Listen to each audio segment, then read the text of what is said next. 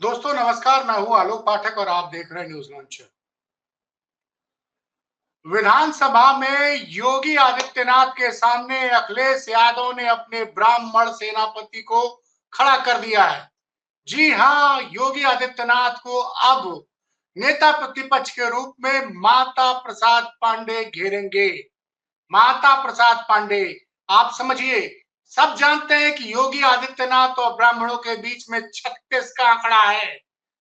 मैं फिर से कहूंगा, सब जानते हैं कि योगी आदित्यनाथ और ब्राह्मणों के बीच में 36 का आंकड़ा है। और ऐसे समय जब लखनऊ में एक लड़के ऋतिक पांडे की जान ले ली गई है, आज से 6-7 दिन पहले, जिसमें बड़ा बवाल हुआ और जिसमें आरोपी जो थे एक जाति विशेष के थे। कार्रवाई तब होती है जब अखिलेश यादव 26 जुलाई को उस घटना पे सवाल उठाते हैं, तब योगी सरकार जगता है और 27 तारीख को सारे प्रमुख अपराधियों की गिरफ्तारी होती है। पूरे प्रदेश में जगह जगह से ब्राह्मणों के उत्पीड़न की खबरें लगातार आ रही हैं और 2024 के लोकसभा चुनाव में ब्राह्मणों का भाजपा से मोहभंग हुआ, जिसकी वजह से भारतीय जनता पार्टी बलिया में लोकसभा चुनाव हार गई, बलिया हारी है और उसके अलावा चंदौली हारी है। कई सीटों पे उत्तर प्रदेश में हारी है ब्राह्मणों की नाराजगी की वजह से।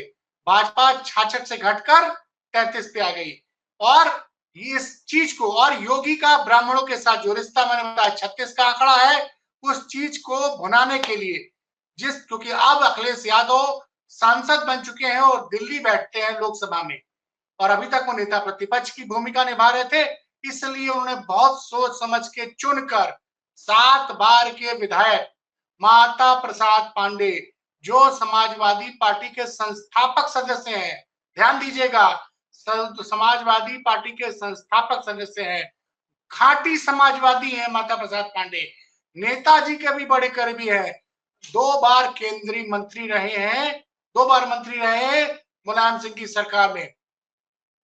और 2004 में जब नेताजी तीसरी बार मुख्यमंत्री बने थे तो माता प्रसाद पांडे को विधानसभा अध्यक्ष बनाया गया था।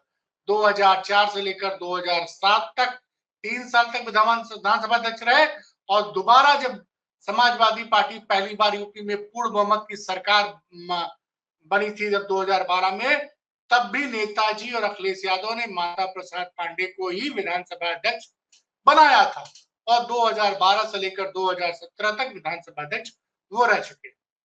तो अखिलेश यादव आजकल अपने मास्टर स्ट्रोक से, मतलब कहते ना, एक बंदे ने ट्विटर पर लिखा है कि अखिलेश जी तो आजकल हर गेंद पे छक्का मार देते हैं। एक तरफ तो देखिए कि जिस तरह से पीडीए का संयोजन किया, पीडीए में पिछड़ा भी है, दलित भी है और पिछड़ों में, अगड़ों में पिछड़ा भी है, अगड़ों में जो पिछड़े हैं वो भी है, आधी आबादी भी अल्पसंख्यक है। उसी हिसाब से टिकट बांटे। पहले तो लोकसभा में 63 जगह प्रत्याशी घोषित किया, सब चुनाव लड़ी समाजवादी पार्टी, जिसमें 10 सवर्णों को टिकट दिया गया, 14-15 दलितों को दिया गया और बाकी यादव भी सिर्फ दिए गए 5, मुस्लिम 4, बाकी सब नानो यादव ओबीसी। बड़ी संख्या में दलितों को सामान्य सीटों पर लड़ाया, जिसमें से अयोध्या में अवधेश प्रसाद ने दलित होते हुए भी सामान्य सीट पर एक बड़ी जीत हासिल की। सुल्तानपुर में भी रामभुआल निषाद ने भी बड़ी जीत हासिल की, मेनका गांधी को हराया। इस तरह के कई उदाहरण हैं और अब जब नेता विपक्ष के लिए सब लोग ये उम्मीद लगा रखे थे, पॉलिटिकल एक्सपर्ट जो बन रहे हैं, हम, मेरे से भी गलती, मैंने भी प्रोग्राम में कहा था कि हो सकता दलित को नेता विरोधी दल बनाए, लेकिन आज उन्होंने चौंका दिया। कई लोग कयास लगा रहे थे कि कौशाम्बी से विधायक इंद्रजीत सरोज को बना दिया जाएगा या जौनपुर के पुराने खाटी समाजवादी पार्टी के नेता तूफानी सरोज को बना दिया जाएगा। कई लोग शिवपाल यादव की चर्चा कर रहे थे, लेकिन अखिलेश यादव ने सबको चौंका दिया।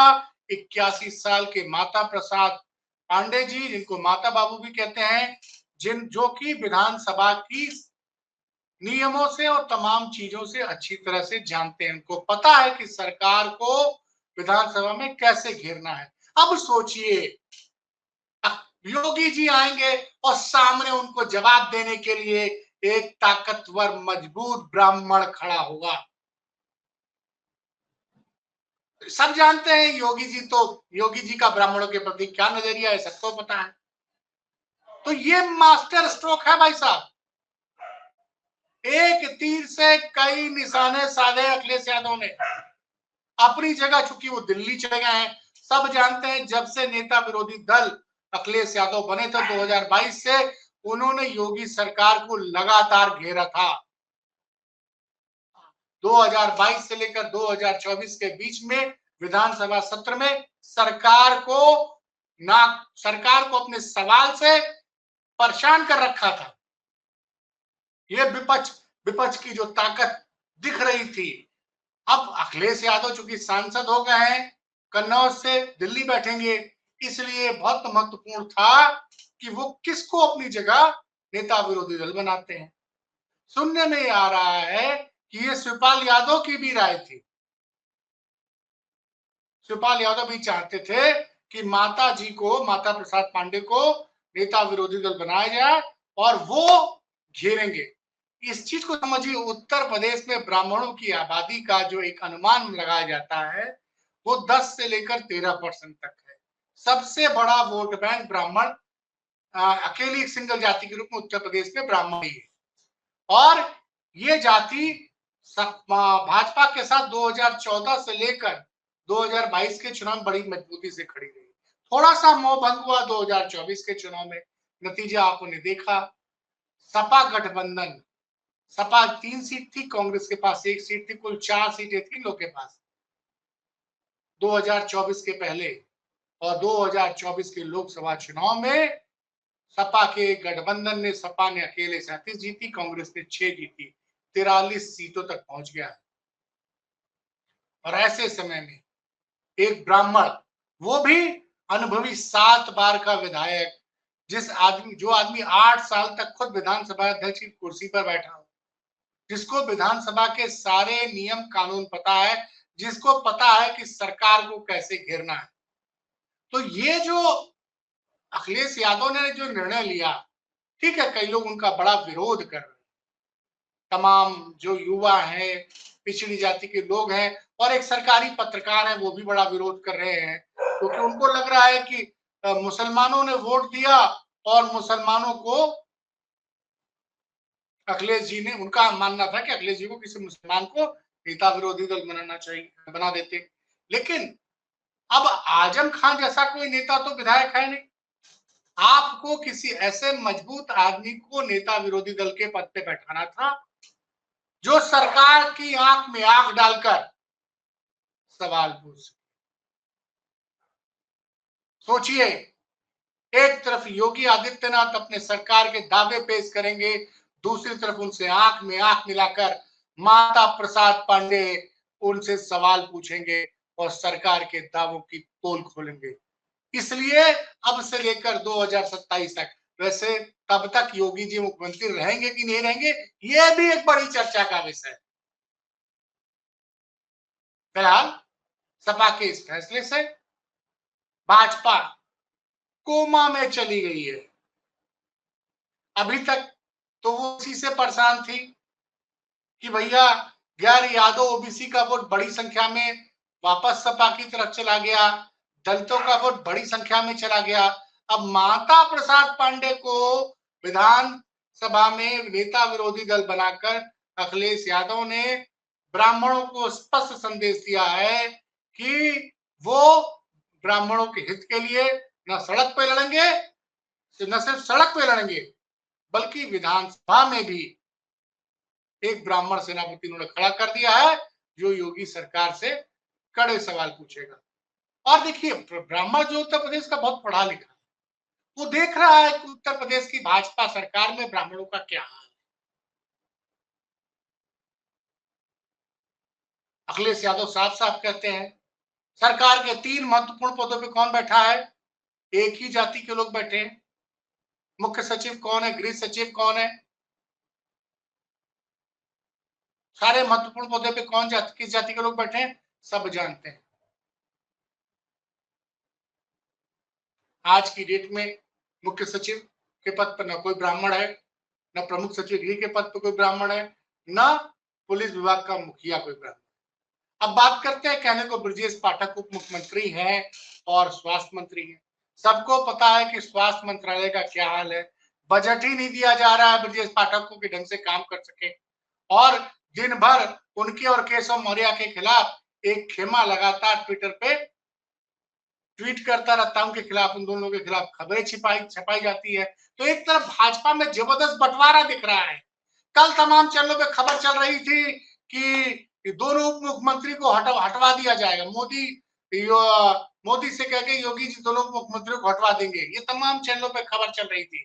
केशव मौर्य से दिल्ली नाराज, ब्रजेश पाठक से दिल्ली नाराज, लेकिन अभी तक न केशव मौर्य को बर्खास्त किया गया मंत्रिमंडल से, न ब्रजेश पाठक को बर्खास्त किया।